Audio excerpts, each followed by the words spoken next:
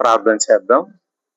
పరిశుద్ధుడైన మా ప్రియ పరలోకపు తండ్రి, మీ పరిశుద్ధమైన మహోన్నతమైన ఘననామమునకై స్తోత్రం చెల్లిస్తున్నాం.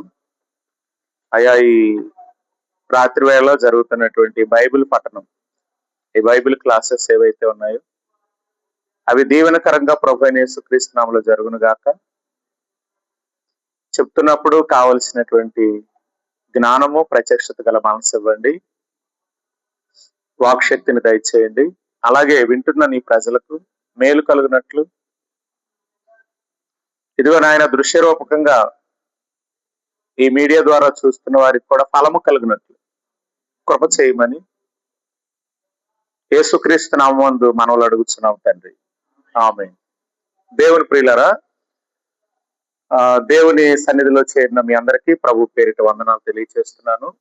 పరిశుద్ధ గ్రంథంలో ప్రధానంగా మనం ఆలోచిస్తున్నటువంటి విషయాలు ఏంటంటే,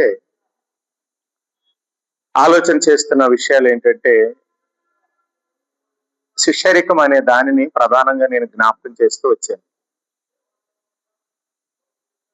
పిలువబడిన వారందరికీ ఒక ప్రత్యేకమైనటువంటి పని ఉంది అనేది వాక్యం చెబుతుంది.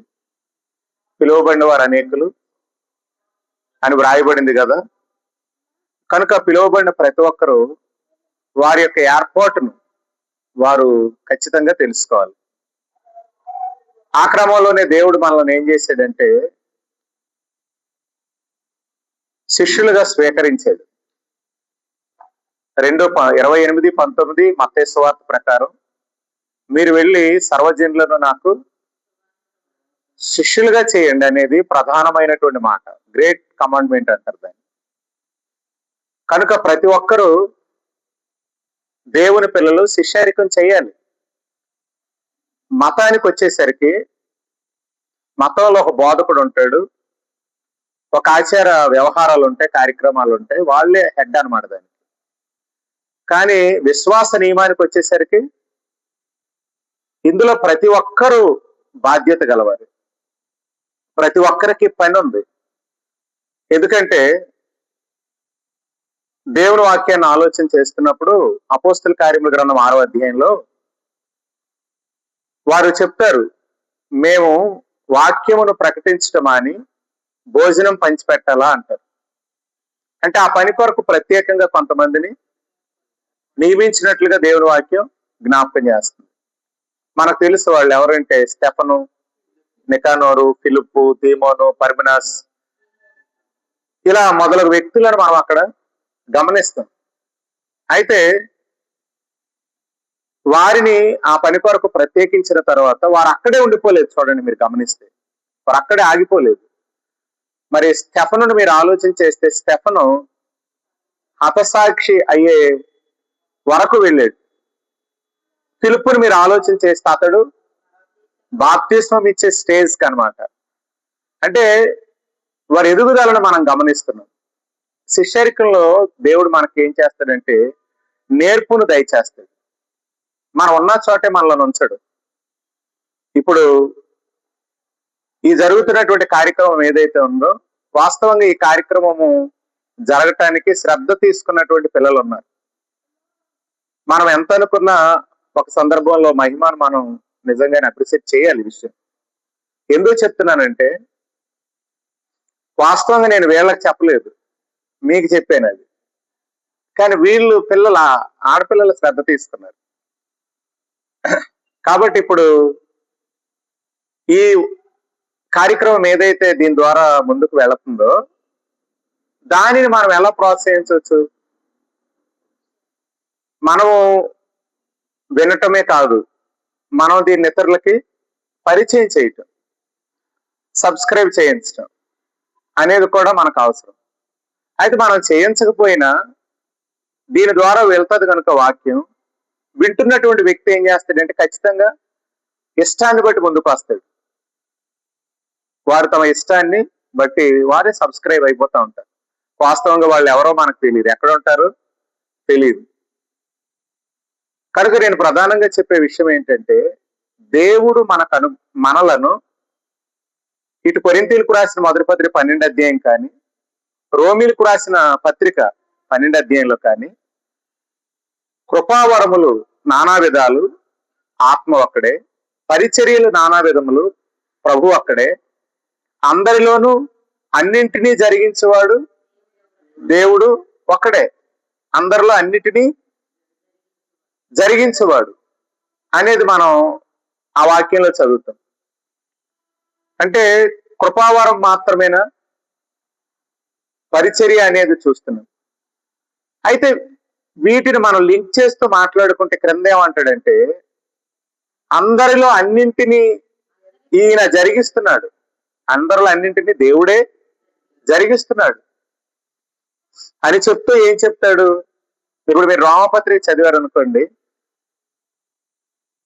అందులో మనం అవయవాలుగా ఉన్నామంటాడు. ఒక మంచి మాట వాడుతాడు. రోమీలకు రాసిన పత్రిక 12వ అధ్యాయంలో 4వ వచనంలో ఇలా ఉంది, ఒక్క శరీరంలో అనేక అవయవములు ఉండినను పని ఉండదో.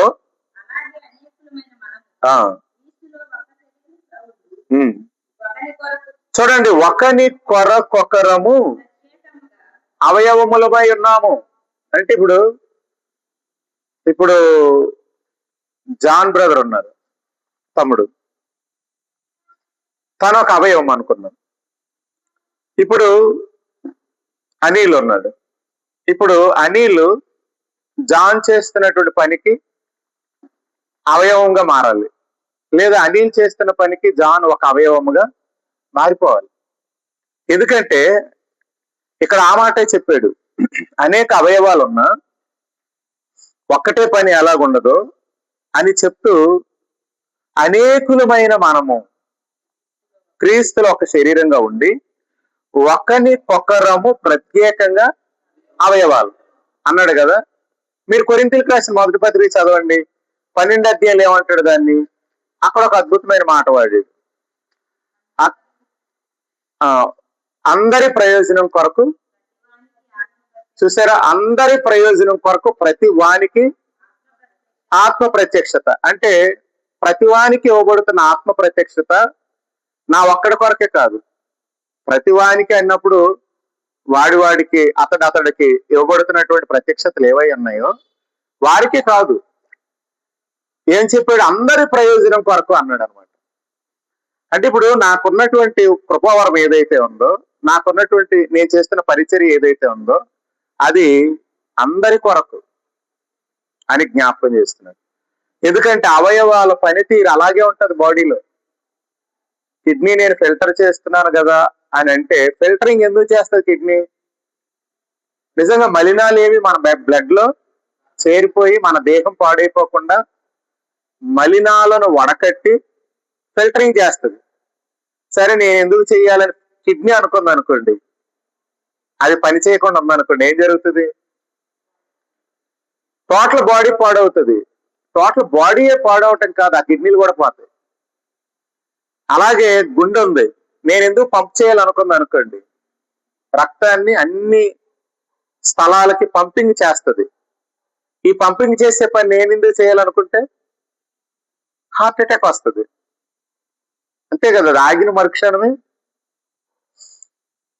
అవయవాల్లో ఏ అవయవమైనా రెస్ట్ తీసుకోవచ్చేమో కానీ గుండె అనే అవయవం మాత్రం రెస్ట్ అంటే తీసుకోదా అని మనకు తెలుసు.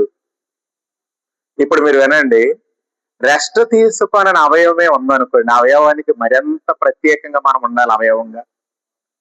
రెస్ట్ తీసుకోనని అవయవం ఏదైతే ఉందో ఆ అవయవమునకు మనం ప్రత్యేకమైన అవయవాలుగా ఎంత పని చేయాలి చెప్పండి? ఏమంటారు? మీ ఇంట్లో మీ ఆయన ఉన్నాడు, మీ తండ్రి ఉన్నాడు. అతడు ఏం చేస్తున్నాడు? కష్టపడుతున్నాడు. కష్టపడుతున్నప్పుడు ఆయనే కష్టపడతాడులే, ఆయనే తీసుకొస్తాడులే అని ఏ స్త్రీ అనుకోదు. ఆ వచ్చిన వెంటనే ఆ భర్తకి ఏం చేస్తుంది ఆ స్త్రీ? నిజంగా మిగతా సపర్యాయాలు ఏవైతే ఉన్నాయో, పరిచర్య ఏదైతే తన భర్తకు చేయాలో అదంతా చేసి పెడుతుంది. అప్పుడు ఆయనకి అలసటం అంతా ఏమైపోద్ది? ఒక దెబ్బతో తీరిపోయి తన కష్టం మర్చిపోతూ ఉంటాడు. అంటే ఇప్పుడు స్త్రీని పురుషుడికి నిజం చెప్పాలంటే తన కొరకైన అవయవంగా దేవుడు నిర్మించాడు. మరి పురుషుడిని స్త్రీ కొరకు స్త్రీ కొరకైన అవయవముగా నిర్మించాడు. భేదం లేదు, వ్యత్యాసం లేదు ఇందులో. ఇవి మీరు ఎప్పుడైతే ఒకరికి ఒకరము అవయవాలమైనట్టు పని చేయటం మొదలు పెడతారో అక్కడ క్షేమాభివృద్ధి అన్నాడు. అక్కడ క్షేమాభివృద్ధి అని చెప్పాడు. కనుక ఒకరు పని చేస్తున్నారు, మనం ఎందుకు సపోర్ట్ చేయాలి అనే అభిప్రాయం పుట్టింది అనుకోండి, క్షేమాభివృద్ధి ఉండదు అక్కడ. ఎందుకంటే క్షేమాభివృద్ధి అనే మాట ఎక్కడ చెప్పాడు? 133వ కీర్తనలో ఐక్యతలో చెప్పాడు. ఏమన్నాడు? సహోదరుల ఐక్యత కలిగి నివసించుట ఎంత మేలు, ఎంత మనోహరం అన్నాడు కదా. అన్నప్పుడు 2 మాటలు వాడాడు. అక్కడ ఏముంటదంట? శాశ్వత జీవం, ఆశీర్వాదం.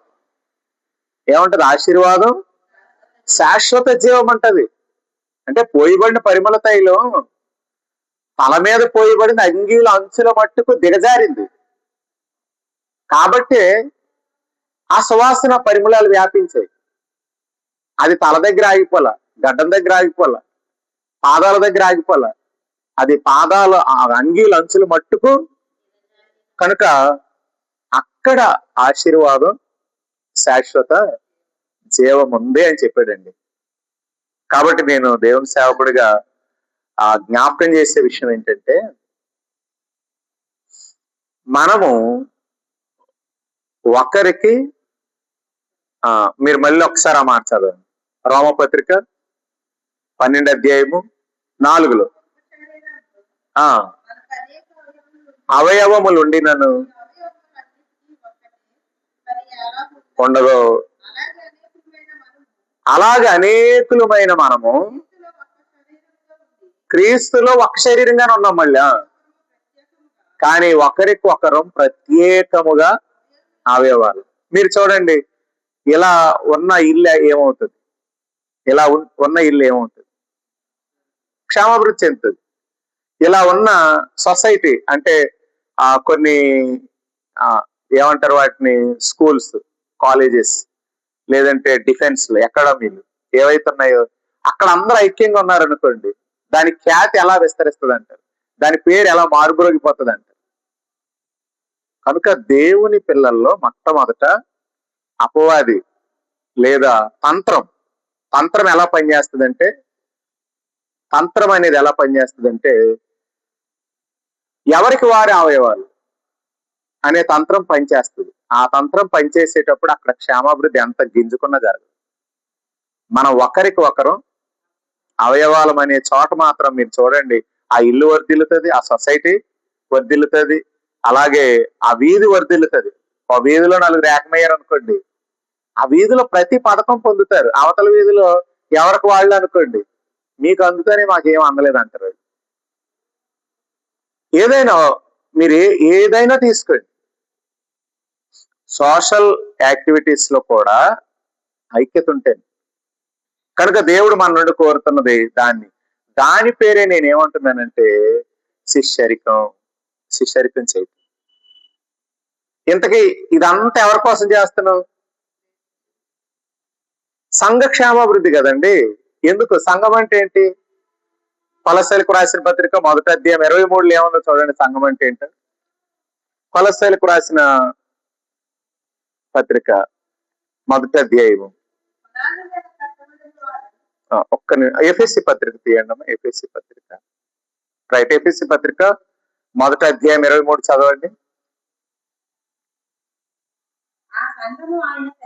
రైట్. ఇప్పుడు ఆ సంఘం ఎవరు? ఆ శరీరం. ఇప్పుడు 12:4 ఏం చెప్పాడు రోమపత్రికలో? ఒక్క శరీరంగా ఉన్నాం అన్నాడు. క్రీస్తులో ఒక్క శరీరంగా ఉన్నాం. ఆ సంఘం ఆయన శరీరం. కాబట్టి నా శరీరానికి నేను ఎప్పుడు హాని చేసుకోను. నా శరీరాన్ని నేను ప్రేమిస్తాను, నా శరీరాన్ని నేను పోషిస్తాను, నా శరీరాన్ని నేను సంరక్షిస్తాను, నా శరీరం మీద నాకు శ్రద్ధ ఉంటుంది. రోడ్డు మీద వెళ్తున్నాను, ఎదురుగా రయ్యమని వచ్చి ఆవిడ గుద్దేస్తున్నట్లుగా నాకు తెలుస్తుంది అనుకోండి, ఏం చేస్తాను? ఎదురుగా నిలబడతానా? ఒక్క గుద్దని వెంటనే నా బాడీ స్పందిస్తుంది అనమాట సైడ్కి వెళ్ళిపోవటానికి. అంతేనా కాదు? అలా ఎప్పుడైతే అది స్పందిస్తుందో ప్రమాదమును తప్పించుకుంటుంది. కనుక దేవుని వాక్యంలో ఈ విషయాలు మనం అర్థం చేసుకోగలగాలండి. అది మన మీద ఉన్నటువంటి కనుక మనం ఆయన శరీరం ఆయన శరీరమై ఉన్నాం. ఆ శరీరంలో ఒకరికి ఒకరు ప్రత్యేకమైన అవయవాలు. కాబట్టి మేము బోధిస్తున్నాం, మీరు పంచిపెట్టండి. ఆహారం మేము పంచిపెట్టలేం, మా వల్ల కాదు అది అని చెప్పారు. పంచిపెట్టే పనిలో కొందరు ప్రవేశించారు. అయితే వారు అక్కడే ఆగిపోలేదు అనేది నేను గుర్తు చేశాను. దీని పేరే శిష్యరికం. దేవుని స్తోత్రం. కాబట్టి ఈ విషయం అందరూ గుర్తుపెట్టుకోవాలి. ఇన్నాళ్ళు ఎలాగా పాస్టర్ గారు చేస్తాడు, లేదా పాస్టమ్మ గారు చేస్తారు. మనదేంటి, వెళ్ళి వచ్చేయటమే. నిజంగా ఆ పని మీరు చేయకపోవచ్చు, ఏది పంచిపెట్టడా బోధించడం అనేది మీరు చేయకపోవచ్చు, కానీ మిగతా పనులు ఉన్నాయిగా. నిజంగా ఎవరో వచ్చారు, కుర్చీలు వేశారు, ఎవరో వచ్చారు, పరదా పరిస్తే కదా మీరు వచ్చి కూర్చోగలిగారు. అలాగా దాన్నే రెస్పాన్సిబిలిటీ, బాధ్యత. అది ఉన్న చోట జీవం ఉంటది, ఆశీర్వాదము శాశ్వత జీవమగుడు అని ఇక్కడ ప్రాముఖ్యంగా జ్ఞాపకం చేస్తున్నాడు. కాబట్టి శరీరం, సంఘం అనే క్రీస్తు శరీర క్షేమాభివృద్ధికి ఏ పని చేయాల్సి వచ్చినా నేను రెడీ అన్నట్టు ఉండాలి. అప్పుడు దాని అభివృద్ధిని ఎవరు ఆపుతారు చెప్పండి? ఎవరు ఆపగలరు? ఎవరు ఆపలేదు. ఎక్కడితో ఆగదు ఇది. ఈరోజు ఈ ప్లాట్ఫామ్ ఏదైతే ఉందో దీన్ని ఇప్పుడు నేను ఎక్కడుండి విజయవాడలో కనబడలేను. కానీ నన్ను కనబడేటట్టు చేస్తున్నది ఏంటి అంటే దేవుడు ఈ సౌకర్యాలు అనేవి మనకి కల్పించాడు. ఈరోజు బట్టల షాపులు పెడుతున్నారండి. ఎన్నాళ్ళ కరపత్రాలు పంచట్లేదు, లేదా ఇంటింటికి వెళ్ళి చెప్పటం లేదు. వాళ్ళకి ఇన్స్టా అని ఒక ప్లాట్ఫామ్ క్రియేట్ చేస్తున్నారు. ఆ ఇన్స్టాలోనే ఫాలోవర్స్ రెడీ అవుతున్నారు.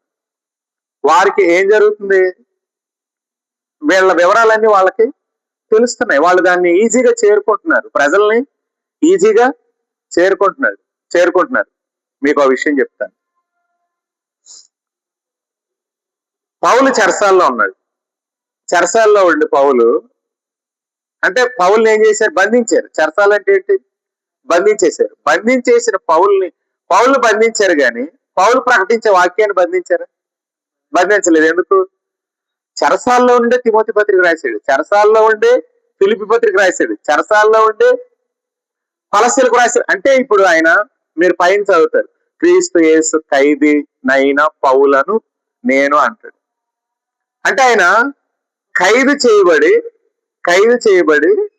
ఆ ఖైదులో నుండి రాశాడు ఇవన్నీ. అందుకే తిమోతికి రాసిన పత్రిక ఏమంటారు తెలుసండి? దేవుని వాక్యం బంధింపబడలేదన్న. దేవుని వాక్యం బంధింపబడలేదు. నన్ను బంధించారు, కానీ వాక్యాన్ని బంధించలేదు. ఈ రోజు దేవుని వాక్యాన్ని బంధించడానికి సర్వ ప్రయత్నాలు జరుగుతాయి, కానీ దేవుని వాక్యం కొన్న జీవం ఏం చేస్తుంది? దాన్ని ఎవడు బంధించలేదు. మీకు ఎప్పుడో ఒక ఉపమానం చెప్తాను నేను. ఒక చింతపిక్క ఉందా అనుకోండి, మీరు స్లాబ్ లో పెట్టండి, ఆ స్లాబ్ ని ఇరగొట్టుకుని బయటకు వచ్చారు జీవం అందులో. అందుకే స్లాబ్ వేసేవాళ్ళు అటువంటి జీవానికి సంబంధించిన ఏమంటే ఏర్పడేస్తూ ఉంటారు. మనం అనుకుంటాం కలిపేసాం, తిప్పేసాం, చచ్చి ఉంటది, దాన్ని స్లాబ్ లో వేస్తాం. కరెక్ట్ గా దాని జీవం బయటికి రావాల్సిన రోజుల్లో అది బయటికి తనుకొచ్చారు. అంటే జీవాన్ని ఎవరు బంధించలేరు, వ్యక్తులను బంధిస్తారు. అలాగా మనం చేసే పనిని ఆపడానికి ఎవరైనా ప్రయత్నం చేయొచ్చు, కానీ అది దేవుని పైన అయినప్పుడు దాన్ని ఎవరు బంధించలేరు. ఇదే మనం దృష్టిలో పెట్టుకోవాలి. దాన్ని ఎవరు ఆపలేరు, ఎందుకంటే ఆ జీవానికి ఉన్నటువంటి లక్షణం. రైట్. కాబట్టి ఇప్పుడు శిష్యరికం ఎవరైతే చేస్తున్నారో వారండి ఏర్పాటును గమనించిన వాళ్ళు అంటారు. వచ్చి వెళ్ళిపోయే వాళ్ళు ఎవరున్నా పిలుపు, కానీ వాళ్ళు ఏ ఏర్పాటు కొరకు దేవుడు పిలిచాడు ఇంకా వాళ్ళకి తెలియవాలి. అందుకే ముందు మన చేతికి వచ్చిన పని శక్తి వంచన లేకుండా చేయాలి. ఇప్పుడు చెప్పులన్నీ బయట విడిచిపెడతాం, ఎవరో వచ్చి ఆర్డర్లో పెడతారు. ఎందుకు పెట్టాలి? ఇతరుల చెప్పులు వాస్తవంగా మనం చేతులతో పట్టుకోవటానికి ఇష్టపడం కదా, కానీ మీరు తీసుకెళ్తారండి కొన్ని చోట్ల, వాళ్ళు చేతులతో మరి పెడతారనమాట. ఎందుకంటారు? ఆ బాధ్యత ఉంది వాళ్ళకి, అంటే ఆ శిష్యరికపు మనసు ఉంది వాళ్ళకి. అదిగోండి, దేవుని స్తోత్రం. కాబట్టి ఆ ఇది అని కాదు, నీ చేతికి వచ్చిన పని నువ్వు చేయటం మొదలు పెడితే అప్పుడు నిన్నేం చేస్తాడు దేవుడు? చేతికి వచ్చింది ఏంటి? భోజనం. పని చేశారు, ఏం జరిగింది? బాప్తిసం వరకు వెళ్ళిపోయింది. పని చేశాడు, ఎక్కడ వరకు వెళ్ళాడు? హతసాక్షి. అసలు నిజం చెప్పాలంటే మిగతా వాళ్ళు అంతా కూడా గడగడలాడిపోతున్నారు బయటకు వెళ్ళాలంటే. ఈయనకి వచ్చిన ధైర్యం చూస్తే మిగతా వాళ్ళు అసలు నిజంగా నివారించారు ఆయన, వద్దులే అన్నట్టు. ఎందుకంటే సౌలు అనేవాడు తిరుగుతాడు, ప్రాణాలు తీసేస్తున్నాడు, ఈ పరిస్థితులు అయితే బాగోలేవు అన్నా సరే అతనిని ఆవేశింప చేసిన ఆత్మ ఏం చేసిందంటే ఎవరు ఆయన్ని బంధించలేదు. కాబట్టి నేను ముగిస్తాను. ఒకటి విషయం ఏంటంటే, శిష్యరికపు విధానం అనేది మనందరి బాధ్యత. అందుకే దేవుడు మనల్ని పిలిచాడు. కాబట్టి ఇవన్నీ ఎందుకని చెప్పుకుంటున్నాం? రేపు ప్రొద్దుట మంచిదైనా సరే చెడ్డదైనా సరే ఎక్కడికి వస్తుంది? తీర్పులోనికి వస్తుంది. గడ్డి, కొయ్యకాలు, కర్ర కాలిపోతుంది. వెండి, బంగారం, వెలగలరాళ్ళు నిలుస్తాయి. నిలిచిన వాడు ఏం చేస్తాడండి? నా పని నిలిచిందండి, ఏం చేస్తాను? నేను ఇలా తలెత్తుకొని దేవుని ఎదుట నిలబడతాను. నేను చేసిన పని కాలిపోయిందండి, అప్పుడు ఏం చేస్తాను? తలదించుకొని అంటున్నాను. ఇప్పుడు చేస్తున్న ప్రతి పనికి మీకు బహుమతి ఉంది. ఇది నమ్మండి, నిజం. మనం పరలోకం కొరకు పనిచేయట్లేదు, బహుమతి కొరకే. రక్షణ కొరకు మనం ఏ పని చేసాం? ఉచితం రక్షణ, కానీ పరలోకం కొరకు కూడా మనం ఏ పని చేయాల్సిన పని లేదు. బహుమతి కొరకే మన పని అంత. బహుమతి కొరకే, గుర్తుపెట్టుకోండి. బహుమతి కొరకే మనకు పని నియమింపబడింది కాబట్టి మన పని కాలిపోతుంది. దేవుని స్తోత్రం.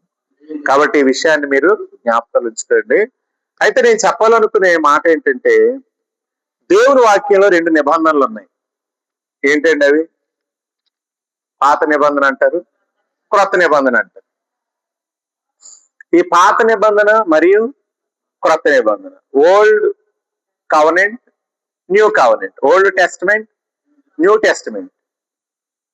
దాన్ని మనం ఏం చెప్పామంటే, ఇప్పుడు ప్రభు అయినా అటు రాయాల్సింది యేసుక్రీస్తు, ఇటు మోషే. ఎందుకంటే ఫస్ట్ ఫాల్ డ్రైవర్ యేసుక్రీస్తు. పోన్లేండి, అన్నా పర్వాలేదు. అయితే ఇప్పుడు విషయం ఏంటంటే, ఇక్కడ మనం మోషే యేసుక్రీస్తు అనే వాళ్ళని చూస్తున్నాం. నేను మీకు ఒక మాట చెప్పాను, ఏంటంటే 3 వ్యక్తులు జ్ఞాపకం చేశాను. ఎక్కడ? ఏ కొండ అది? రూపాంతర కొండ మీదకి వెళ్ళారు. ఏలియా కనబడ్డాడు వీళ్ళకి, ప్లస్ మోషే కనబడ్డాడు, ప్రభు అయిన యేసుక్రీస్తు. వీళ్ళు వెంటనే ఏమనుకున్నారు? ముగ్గురికి 3 పర్ణశాలలు కట్టేద్దాం అనుకున్నారు. అప్పుడు వెంటనే వాళ్ళకు ఒక స్వరం వచ్చింది, ఏమనంటే, ఈయన నా ప్రియ కుమారుడు, ఈయన మాట వినుడి. ఈయన మాట వినుడి అంటే ఎవరి మాట వినాల్సిన పని లేదు అక్కడ. మోషే చెప్పింది, ఏలియా చెప్పింది అవసరం లేదు. ఈయన మాట వినుడు అనే స్పెషల్ వాయిస్ వినబడింది పైనుండి. అప్పుడు వెంటనే వాళ్ళిద్దరు మాయమైపోయారు. అంటే నేను మాట్లాడాలంటే నేను ఉంటాను, మీరు మాట్లాడాల్సిన పని లేదని నా అవసరం లేదని కదా. కాబట్టి ఈయన మాట వినుడి అని చెప్పినప్పుడు వాళ్ళిద్దరు ఇంకా అక్కడ అంతర్ధానం అయిపోయారు, కనబడలేదు. యేసు ప్రభు వారే కనబడ్డారు.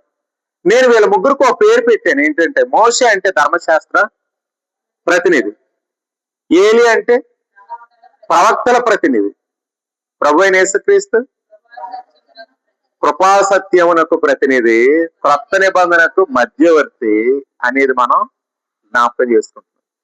కనుక నేను చెప్పాలనుకునే మాట ఏంటంటే, ఇక్కడ మోషే యేసుక్రీస్తుని మనం చూస్తున్నాం. మోషే ద్వారా ధర్మశాస్త్రం ఇవ్వబడింది, యేసుక్రీస్తు ద్వారా కృపా సత్యం ఇవ్వబడింది. ఎక్కడ చదువుతాం మనం? యోహాను సువార్త 1వ అధ్యాయము 17వ వచనం. ధర్మశాస్త్రం మోషే ద్వారా అనుగ్రహింపబడిను, కృపయు సత్యము, అంతే కదా. ఇప్పుడు ధర్మశాస్త్రం ఎవరి ద్వారా ఇవ్వబడిందండి? ఒకసారి రాయనన్నవి. ధర్మశాస్త్రం అనేది మోషే ద్వారా ఇవ్వబడింది. యేసుక్రీస్తు ద్వారా కృపయు సత్యము కలిగాయి. కృపయు సత్యం అనేసరికి ఈ రెండు మనకి విభజన ఎక్కడ చూస్తాం? యోహాను సువార్త 1వ అధ్యాయము 17 16 17 చదివాం. 17 చదివాం.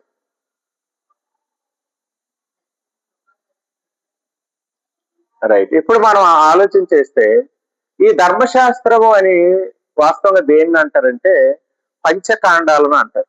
పంచకాండాలు: ఆదికాండం, నిర్గమకాండం, లేవీకాండం, సంఖ్యాకాండం, ద్వితీయోపదేశకాండం. వీటిని పంచకాండాలను ధర్మశాస్త్రం అని పిలుస్తారు. వారు హీబ్రూలో తోరా అంటారు. తోరా.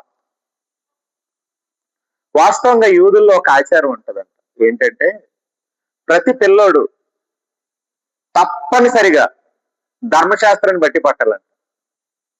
అండ్ నాకు తెలిసి పేతురు కూడా ఏం చేసి ఉంటాడు? పట్టే ఉంటాడు. అంటే వాళ్ళు బైహార్ట్ చేయాలంట. దాన్ని ఖచ్చితంగా బైహార్ట్ చేయాలి. ఎందుకంటే నీ ధర్మశాస్త్రం నందు ఆనందించుతూ దేవారాత్రులు ధ్యానించువాడని చదువుతాం కదా. అంటే ధర్మశాస్త్రాన్ని ఖచ్చితంగా యూదులు ఒక ప్రత్యేకంగా దాని మీద దృష్టి పెట్టి దాన్ని స్టడీ చేసేవాళ్ళు. అది ఇప్పుడు యేసుక్రీస్తు ద్వారా ఏం కలిగినాయి అని చదువుతున్నాం? కృపయు సత్యం. దీన్ని ఏమంటారంటే క్రొత్త నిబంధన అంటాం. రైట్. దీన్ని మనం క్రొత్త నిబంధన అని పిలుస్తాం. ఇప్పుడు మోషే ధర్మశాస్త్రం ఏదైతే ఉందో దానికి ఉన్నటువంటి పేరు ఏంటంటే పాత నిబంధన అంటారు. దాన్ని ఏమంటారండి? పాత నిబంధన. ఒకసారి చూడండి, దీన్ని ఏమని పిలుస్తాం? ఇంకా పాత నిబంధన అని పిలుస్తాం. అది పాత నిబంధన. దీన్ని ఏమంటారంటే మనం క్రొత్త నిబంధన అని పిలుస్తాం. పాత నిబంధనల పుస్తకాలు ఎన్ని? 39. క్రొత్త నిబంధనలు 27 ప్లస్ 66. 66 పత్తముల కలయిక, 66 పుస్తకముల సముదాయమే బైబిల్. బైబిల్ అనే మాట బిబిలియా అనే పదం నుండి వచ్చింది. బిబిలియా అంటే కొన్ని పుస్తకాల యొక్క సముదాయం అన్నమాట. కొన్ని పత్రాలను కలిపితే దాన్ని అలా పిలుస్తారు, బిబిలియా అని పిలుస్తారు. కనుక బైబిల్. కానీ అసలు మన గ్రంథం పేరేంటి? పరిశుద్ధ గ్రంథం. పరిశుద్ధ గ్రంథం. కనుక మనం ఆలోచన చేస్తున్నప్పుడు దేవుని వాక్యంలో ఈ 39 గ్రంథాలు ఏవైతే ఉన్నాయో వాస్తవంగా ఆ గ్రంథాల సారాంశం అంతా ఎవరంటే ప్రభు అయిన యేసుక్రీస్తు. మీరు కావాలంటే ఏ గ్రంథాన్ని తరచి చూడండి, ఏ గ్రంథాన్ని మీరు తట్టి చూడండి, ఏ గ్రంథం జోలికి వెళ్ళి చూడండి, ఆ గ్రంథంలో మనకి ఎవరు కనబడతారంటే ప్రభు అయిన యేసుక్రీస్తు. నిజం చెప్పాలంటే 39 గ్రంథాలు ఆయనకు సంబంధించిన ఊయల లాంటివి అన్నమాట. ఆయనకు సంబంధించిన ఒక ఊయల లాంటిది. అంటే ప్రతి వచనంలో కూడా మనం ఆయన్ని కనుగోగలుగుతాం. ప్రతి క్యారెక్టర్ గా మనం ఆలోచన చేస్తున్నప్పుడు అక్కడ ఆయన తారసపడతాడు, ప్రత్యక్షపరచబడతాడు, రుజువు చేయబడతాడు. అందుకే ఇప్పుడు పాత నిబంధన అంటే కొట్టివేయబడిందా అంటే ఇక్కడ మనం 2 విషయాలు గమనించాలి. పాత నిబంధనలో ధర్మశాస్త్రం అనేది ఒకటి ఉంది, దాన్ని ఓల్డ్ కవెనెంట్ అంటారు. ఓల్డ్ టెస్టమెంట్ అంటే పరిశుద్ధ లేఖనాలు ఉన్నాయి. కాబట్టి ఓల్డ్ టెస్టమెంట్ అని పిలువబడుతున్నప్పుడు పరిశుద్ధ లేఖనాలన్నింటిని ఏమని పిలుస్తారు? 39 గ్రంథాల్లో ఉన్న పరిశుద్ధ లేఖనాలన్నింటినీ ఓల్డ్ టెస్టిమెంట్ అని పిలుస్తారు. కవనెంట్ అనే దగ్గరికి వచ్చేసరికి ఏంటంటే అది ఒక నిబంధన. ఆ నిబంధన ఒక పలకల మీద వ్రాయబడింది. ఆ పలకల మీద వ్రాయబడిన నిబంధన దేవుడు మోషే ద్వారా ప్రజలకి ఇచ్చాడు కదండి. అందుకే ధర్మశాస్త్రం మోషే ద్వారా అనుగ్రహింపబడింది అనేది మనం చదువుతాం. అంతేకాకుండా మనం జాగ్రత్తగా మనసు పెడితే 39 గ్రంథాలు మనం ఉన్నట్లుగానే ప్రభువైన యేసుక్రీస్తు మరి వాటి యొక్క సారాంశాన్ని నెరవేర్చాలి కదా. అందుకే ఆయన మీద 39 కొరడా దెబ్బలు పడ్డాయి. బహుశా దాని సారాంశం అదే అయ్యి ఉండాలి. ఎందుకంటే ప్రతి గ్రంథంలో ఉన్నదాన్ని ఆయన నెరవేర్చాలి గనుక నెరవేర్పులో భాగంగా దానికి ఆయన వెల చెల్లించాలి, దానికి వెలను చెల్లించాలి. కనుక 39 గ్రంథాలు, 39 కొరడా దెబ్బలను మనం చూస్తాం దేవుని వాక్యం. అలాగే వాస్తవంగా ధర్మశాస్త్రం అనేది దేవదూతల ద్వారా నియమింపబడింది అని చెప్తుంది వాక్యం. ధర్మశాస్త్రం దేవదూతల ద్వారా నియమింపబడింది. మనకి దేవుని వాక్యంలో ఎక్కడ చదువుతాం? అపోస్తల కార్యముల గ్రంథం 7వ అధ్యాయము 53 చదివిన, గలతీయులకు రాసిన పత్రిక 3వ అధ్యాయము 19 చదివిన, తిమోతికి రాసిన హెబ్రీలకు రాసిన పత్రిక 2:2 మీరు చదివిన, అక్కడ మీకు ఏం కనబడుతుందంటే దేవదూతల ద్వారా పలుకుబడిన వాక్యం, దేవదూతల ద్వారా నియమింపబడిన వాక్యం అని మనం చూస్తాం అన్నమాట. కాబట్టి ఇప్పుడు వాక్యాన్ని జాగ్రత్తగా మీరు మనసు పెడితే ఇది దేవదూతల ద్వారా నియమింపబడింది. ఎలా చెప్తాం అంటే దేవుడు ఇచ్చినట్లే ఉంటది మళ్ళీ. కానీ దేవుడు ఎలా ఇచ్చాడు? దేవదూత స్వభావము ధరించుకున్నాడు ఆయన.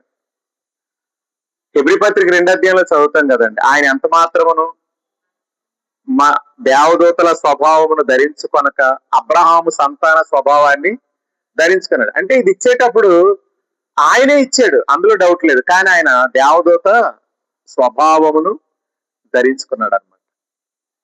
అది అలా మనకి కవనెంట్ అనేది ఇవ్వబడింది. ఇది దేవదూతల ద్వారా పలుకుబడిన, దేవదూతల ద్వారా నియమింపబడిన అనే పదాలు మనం చదువుతాం ఈ 3 వచనాల్లో. అలాగే ఇప్పుడు మనం కొత్త నిబంధన ఎవరి ద్వారా ఇవ్వబడిందండి? ప్రభు అయిన యేసుక్రీస్తు. ఎందుకంటే ఆయన కొత్త నిబంధనకు మధ్యవర్తి.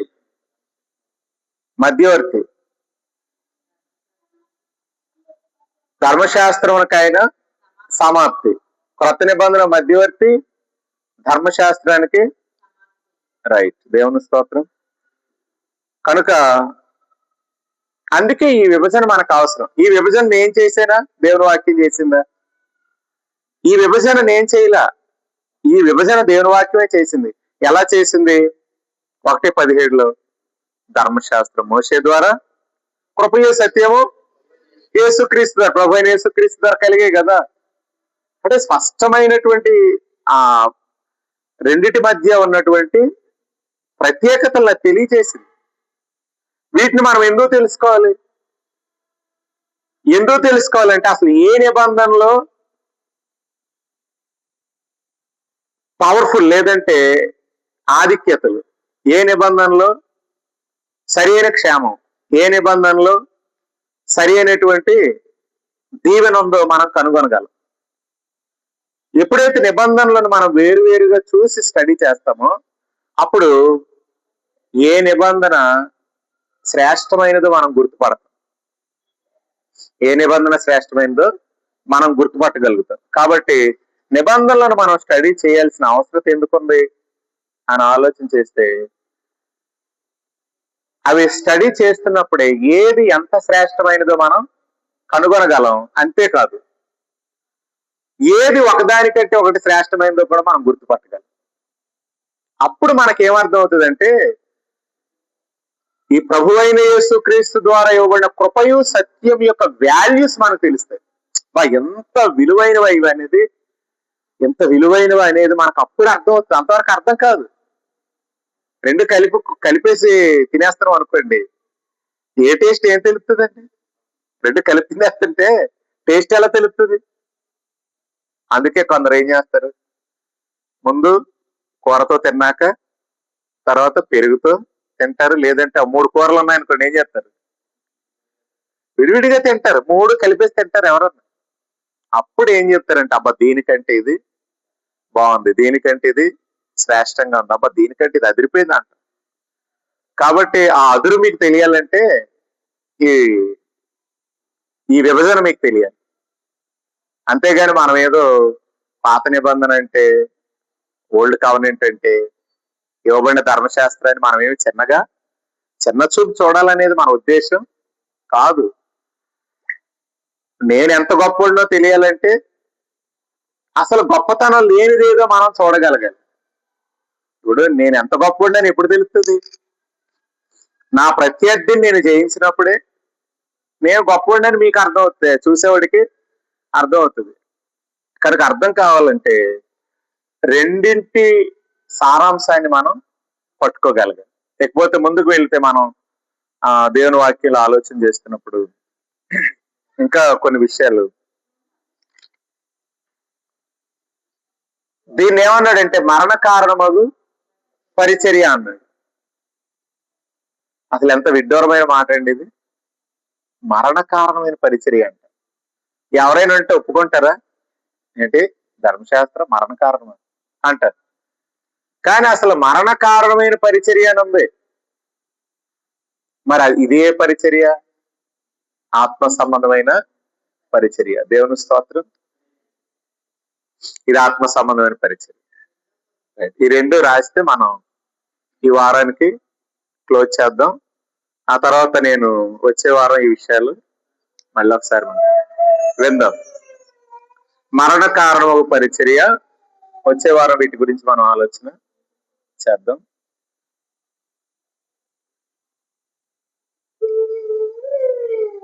ఇది ఆత్మ సంబంధమైన పరిచర్య. అలా విడిచిపెడితే కొరింథీయులకు రాసిన 2వ పత్రిక 3వ అధ్యాయం 7వ వచనం అటు 3:8 ఇటు.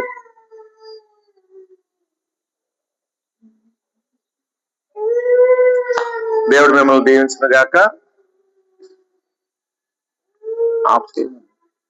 ప్రార్థన చేసే ఆప్ చేద్దాం.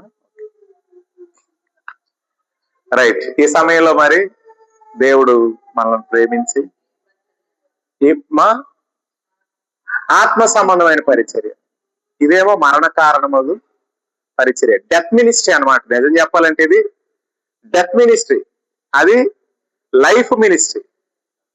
ఏ మినిస్ట్రీ బాగుంటుంది చెప్పండి? చంపేది బాగుంటుందా, బతికించేది బాగుంటుంది? దేవుని స్తోత్రం. ప్రార్థన చేద్దాం.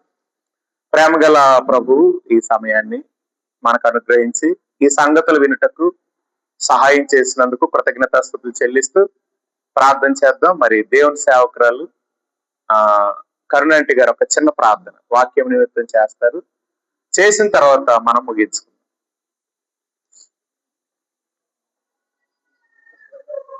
అమ్మగారు వచ్చి ఒక చిన్న ప్రార్థన చేస్తారు.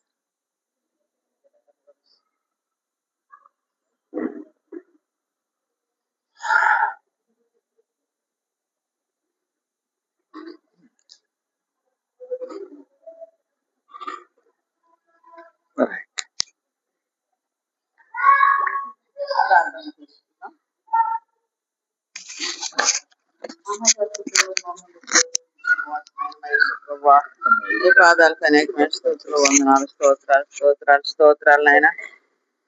మీ మహాదయని బట్టి ప్రేమను బట్టి మా ప్రభా తండ్రి నాయనంత వరకు నాయన మీ దాసులు నిలబెట్టుకుని మీ లేఖన బాగుండే అనేకం తండ్రి ఆత్మీయ సత్యాలు నాయన మీరు మాకు బోధించిన మీ ప్రేమంతటి కొరకు వందనాలు, స్తోత్రాలు స్తోత్రాలు చెల్లిస్తున్నాం ప్రభా.